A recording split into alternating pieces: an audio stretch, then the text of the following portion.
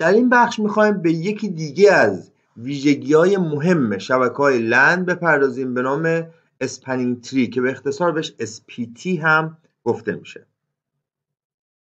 ما در هر شبکه‌ای نیازمند ریداندانسی در بخش‌های مختلف هستیم. ریداندانسی در سطح لینک، ریداندانسی در سطح مسیر، ریداندانسی در سطح دیوایس. ما این بخش متمرکز میشیم به ایجاد ریداندانسی در مسیر در شبکه‌های لن.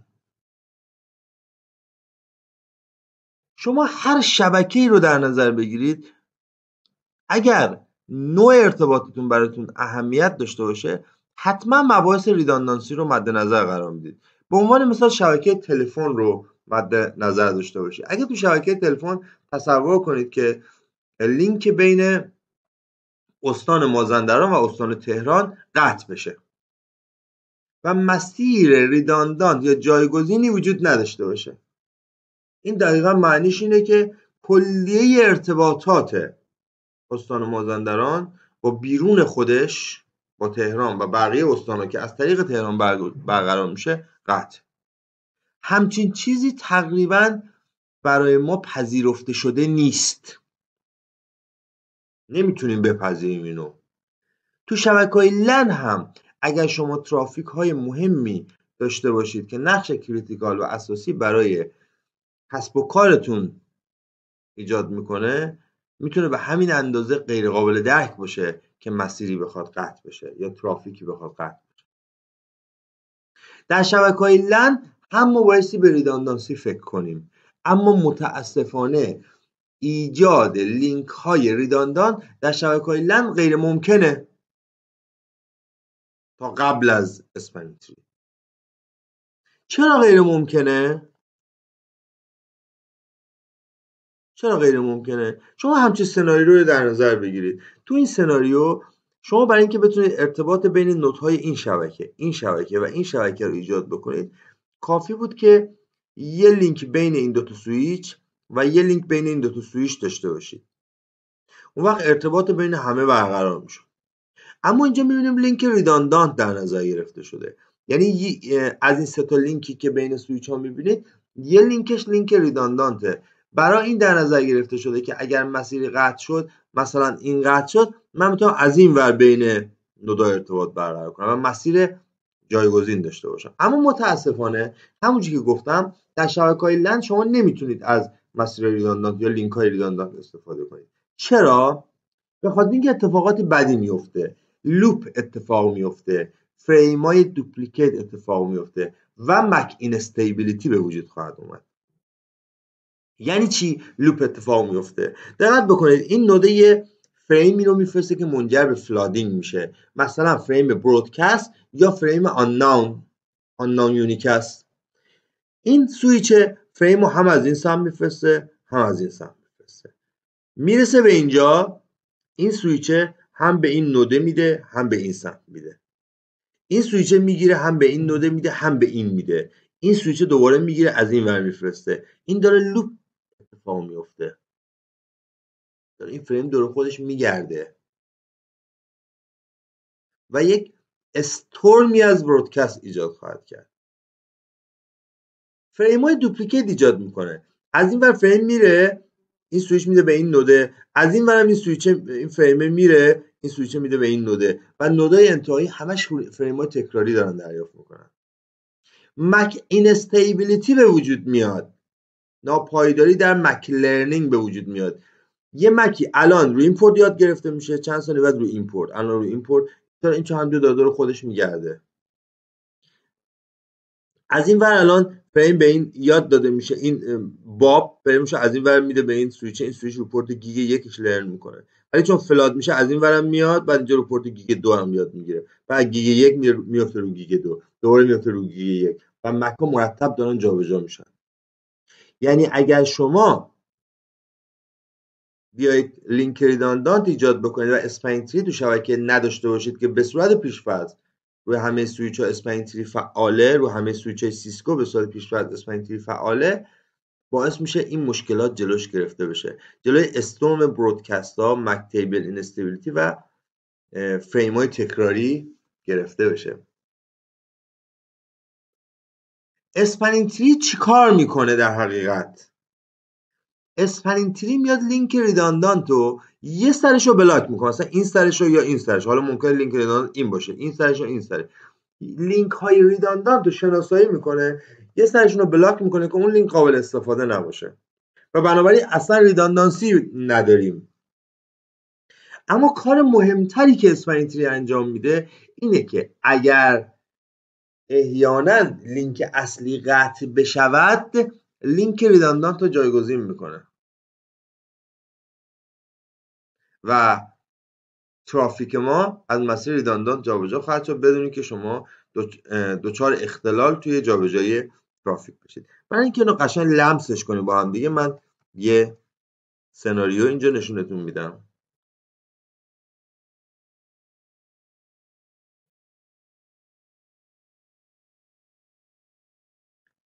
یه سویچ 3560 میذارم با دو تا سویچ 2960. لینک های بینش رو هم پورت 1 با 1، پورت 2 با 1.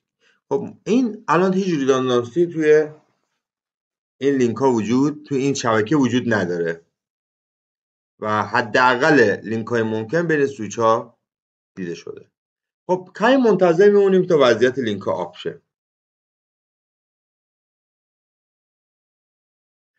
بعد از اینکه وضعیت لینک ها آب بشه، میایم لینک ریداندانت ایجاد میکنیم، ببینیم که چه اتفاقی برای لینک ریداندانتمون خواهد افتاد. خب این لینک های من آب شد، بدون هیچ مشکلی آب شد. حالا من میام یه لینک ریداندانت ایجاد میکنم، مثلا اینجا پورت 2 این سویچ رو به پورت 2 این سویچ میزنم، ببینیم چه اتفاقی میفته. یکی از این سه لینک به عنوان لینک ریداندانت شناسایی میشه و یک سمتش بلاک خواهد شد که عملا اون لینک بلا استفاده خواهد بود. اگه دقت بکنید این لینک سریع این سمتش بلاک شد و احتمالا این لینک دو طرفش فوروارد خواهد شد. دلیل و مکانیزمشو بعداً جلوتر یاد خواهیم گرفت که چجوری این کار انجام میگیره. میبینید که این اتفاق افتاد و این دوتا لینک به عنوان لینک های اصلی شناسایی شدن و این لینک به عنوان لینک های ریداندانت و یک سمتش هم بلاک شد. اما اسپنینگ تری فقط این کارو نمیکنه. بذارید من یه لینک ریداندانت دیگه هم بکشم، مثلا پورت 3 این به پورت 3 این. الان یه لینک ریداندانت دیگه هم داریم. خب این لینک ریداندانت هم یک سرش مطمئنا بلاک خواهد شد. الان ما 4 تا لینک داریم که 2 تاش اصلیه، 2 تاش ریداندانته.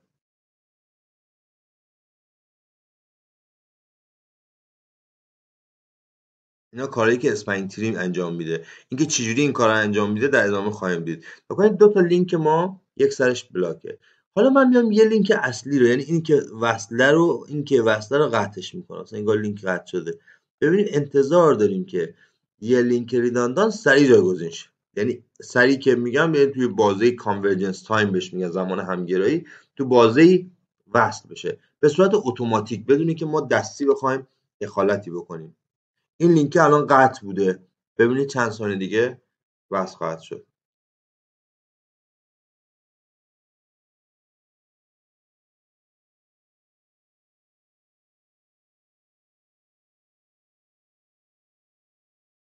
در مورد پروسه همگرایی و زمان همگرایی هم ما صحبت خواهیم کرد.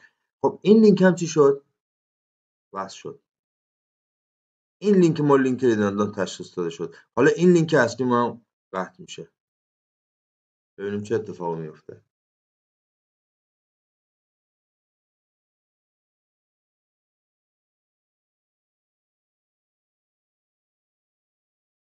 ممکنه این سوال براتون پیش بیاد که چرا این لینک به عنوان لینک ریداندانت در نظر گرفته نشده؟ این لینک و این دوتا در حقیقت این دوتا اصلی شد و این ریداندانت در نظر گرفته شد که حالا مکانیزمش رو یاد خواهد گرفت و اینکه چجوری شما میتونید کنترل کنید که شما مدیریت کنید که کدوم لینک ها به عنوان ریداندانت در نظر گرفته بشه. میبینید که اون لینکی که ریداندانت بود به وضعیت فعال در اومد. این کاریه که قرار اسپنینگ تری انجام بده. پس اسپنینگ تری لینک های ریداندانت رو شناسایی میکنه، یه سرش رو بلاک میکنه که لوپ تو شبکه ایجاد نشه.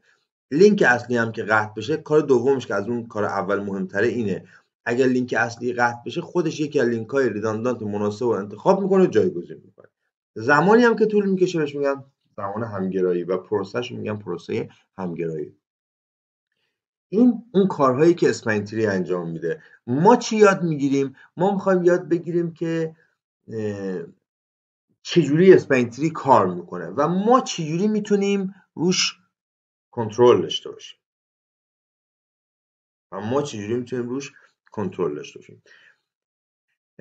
اسپنینگ تری مخفف، حالا فارسیشو میگن درخت پوشا. به درخت هایی میگن که بین هیچ گرهی مسیر ریداندانت وجود نداشته. یعنی اگه شما در نظر بگیرید که من توی نقاشی اگر بکشم،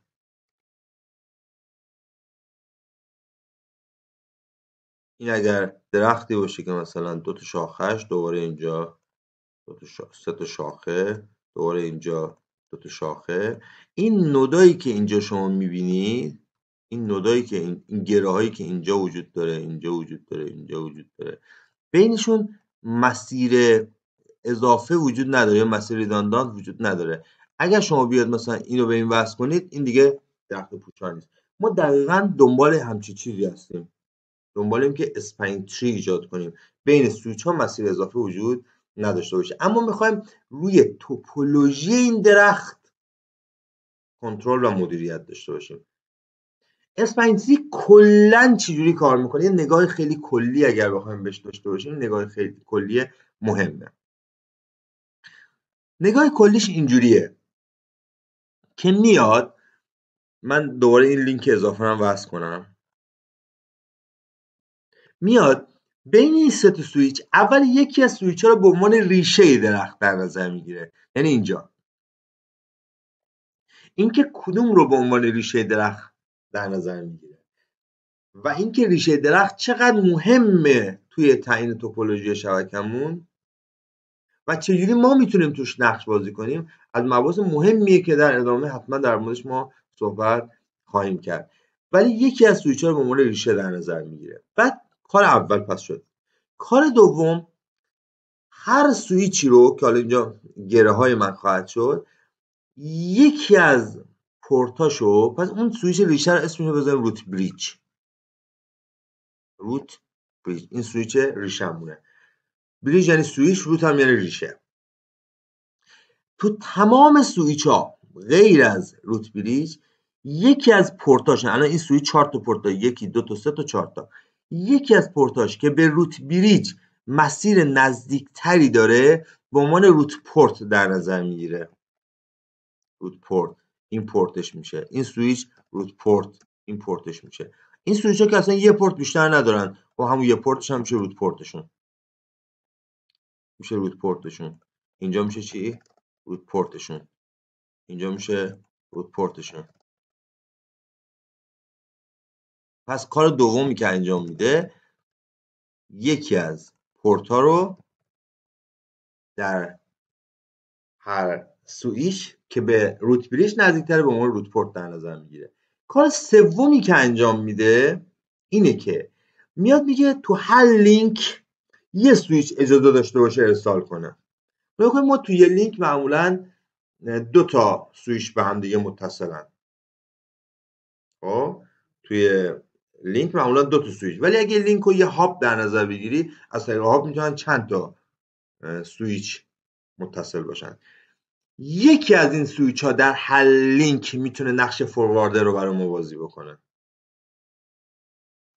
و اون سویچیه که به روت بریج نزدیک تره. مثلا تو این لینک بین 2 تا سویچ، این سویچ به روت بریج نزدیک تره، به اون سویچ و به پورتش میگیم designated port.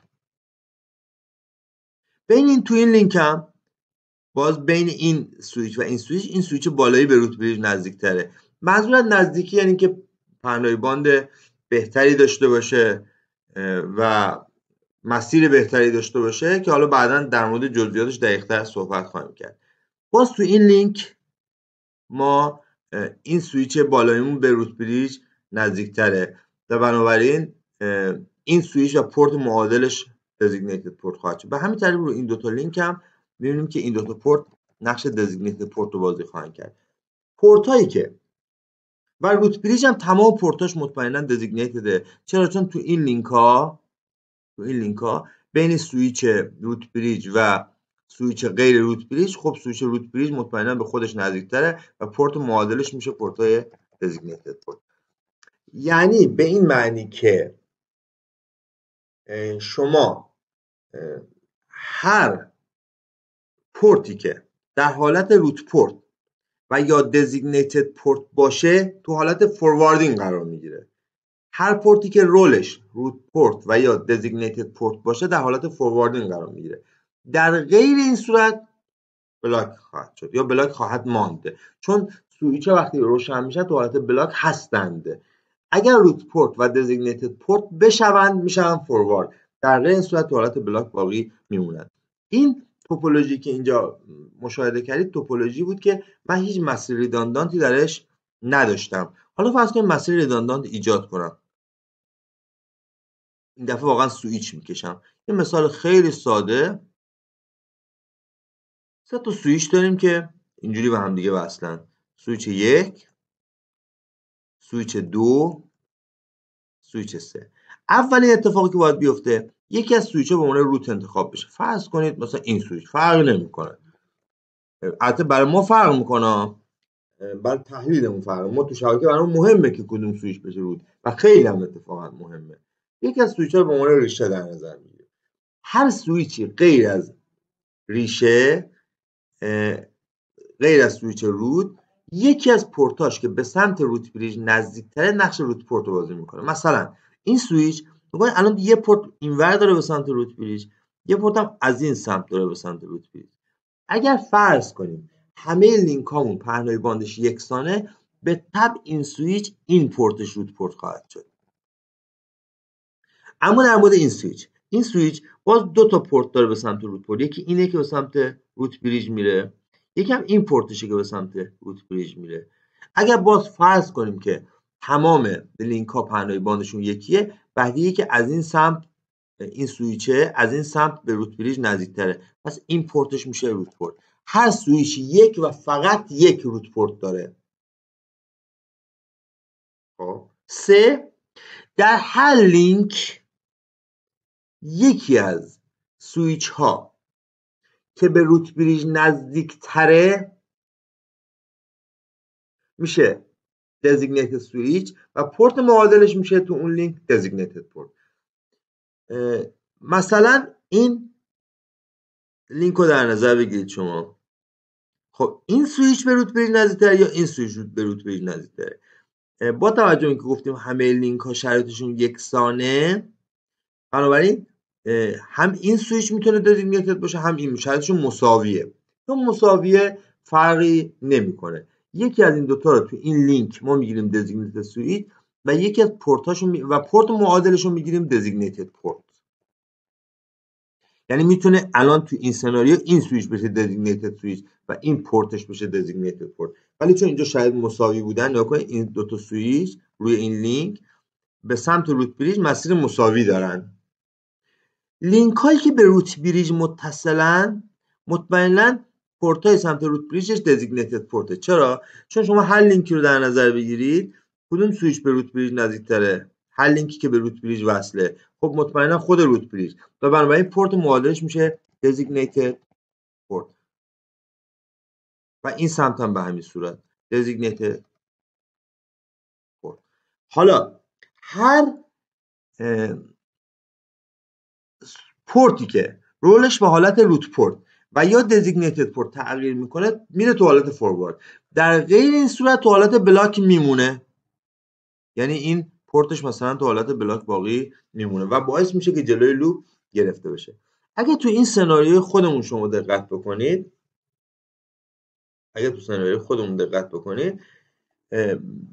اولا میتونید حدس بزنید که بین از همین ظاهر بدون که بریم کامند بزنیم سویچی مطمئناً روت بریج شده که همه پورتاش آپه، یعنی یا اینه یا اینه. خب و نکته دومی که از اون ظاهر میتونید قضاوت کنید اینه که سویچی که روت بریج میشه حتما دو سرش فوروارد، این ورش دزیگنیتد، این ورش روته، این ورش دزیگنیتد، این ورش روته. برای اگه با این زاویه هم نگاه کنیم بین این دوتا این روت بریج نیست و این روت بریج ما خواهد بود.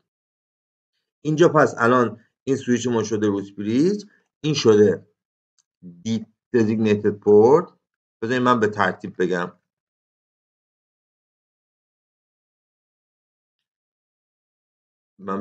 بخوام بگم این شده روت بریج من اینجا می‌نویسم روت بریج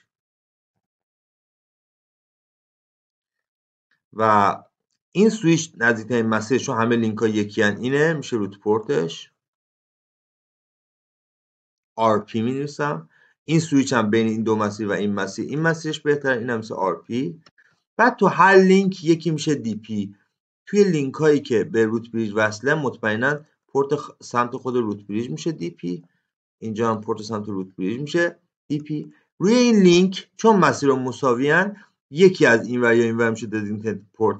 بعدا میگم تو شرایط مساوی چه اتفاقاتی خواهد افتاد، ولی اینجا اینو گرفته DP،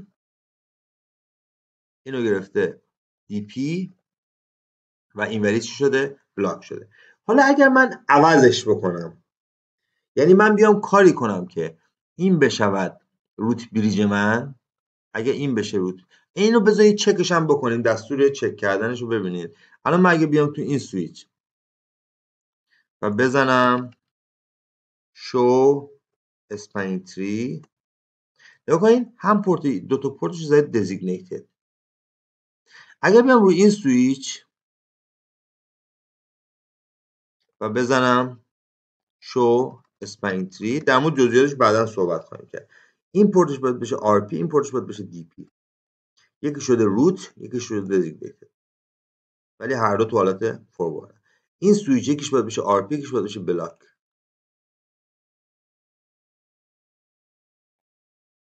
شو اسپنینگ تری، دقت بکنید این شده روت، این روت پورت، این پورتش بلاک خواهد که در مورد حالا آلترنیت هم بعدا صحبت خواهیم کرد.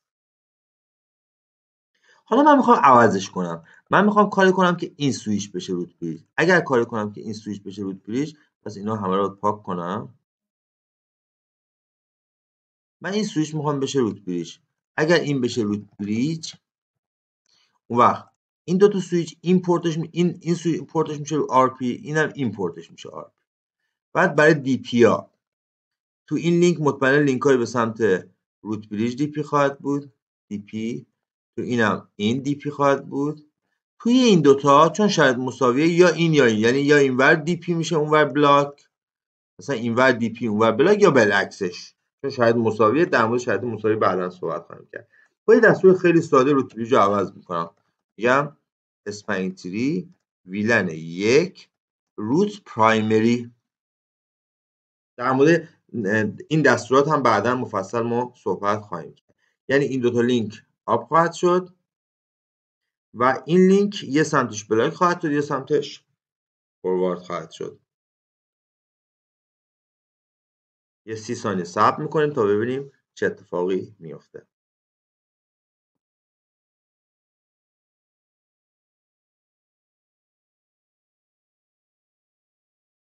این 30 ثانیه رو من از کجا آوردم؟ تو پروسه همگرایی اسپنینگ تری ما صحبت خواهیم کرد. یعنی اینور DP شد، اینور بلاک.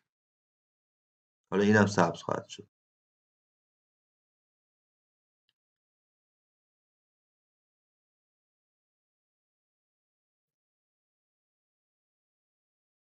بله، اون اتفاقی که مد نظرمون بود افتاد. حالا در ادامه ما در مورد جزئیات عملکردی صحبت میکنیم که اسپنینگ تری دقیقاً چجوری کار میکنه.